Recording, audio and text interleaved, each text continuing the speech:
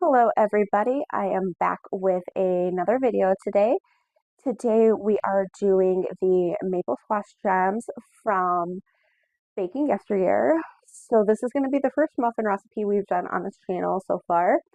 So I am really looking forward to doing that. I know we've done some quick breads um, before, but we haven't done muffins yet, so it's something new for us. And then I have also never had um, muffins like this before. They are a maple butternut squash muffin, which is not typically the type of muffins we make here when we make muffins. We usually do like blueberry or chocolate chips, just your kind of more standard muffin flavors and everything when we make muffins. So this is something completely new for us in our house. So I am very much looking forward to giving them a try and seeing how they are. They sound really good. Um, Especially something to make like in the fall and winter with the butternut squash and the maple syrup. So I really am looking forward to giving those a try. Um, they seem pretty simple to make and everything. There's not a lot of ingredients in with it. So let me show you what we need and let's get started. All right, so in here I've got some butternut squash. This was a bag of frozen pre-cut butternut squash that I got at the store. I didn't use fresh butternut squash. This was just easier because it was already peeled and pre-cut and just kind of a time-saving thing since I didn't have to clean a squash just for this, and it does not use a lot of squash. So I just did the bag of butternut squash out of the freezer section. I've got some butter here. We got maple syrup, some flour. In here we have salt, baking powder, and some cinnamon. We got eggs, and then we got some raisins.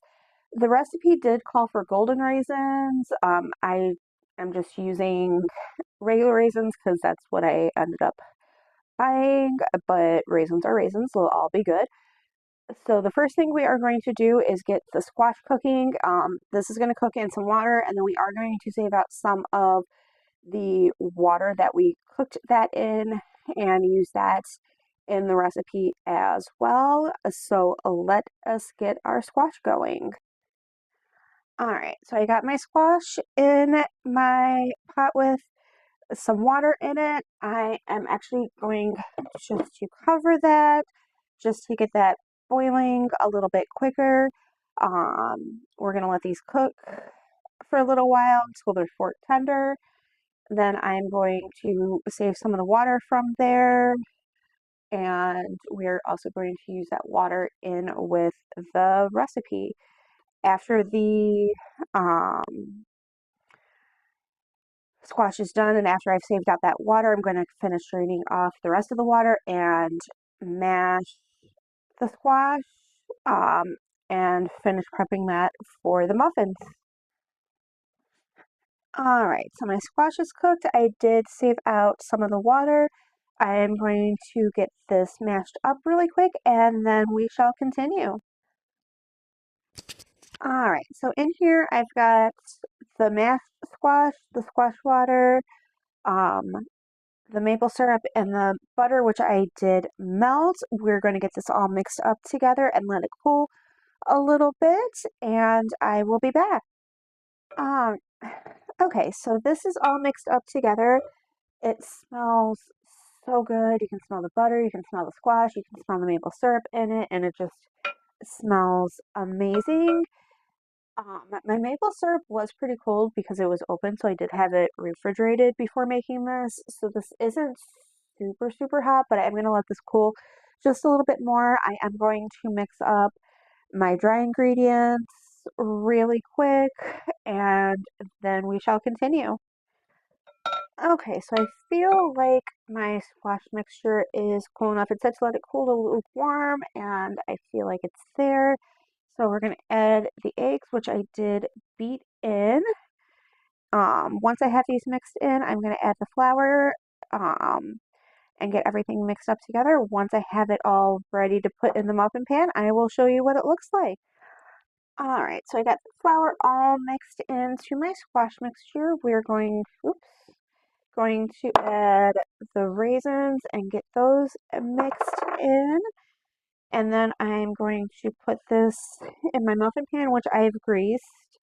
The recipe did say not to use paper liners because the muffins will stick to them. So once I have my batter, I have the raisins all mixed in, and when I have the batter in my muffin pan, I will show you guys what it looks like. All right, so I got my muffin pan filled. I did have some extra batter, so I am just going to cook this in this little ramekin here. Let's get this into the oven and get them baking.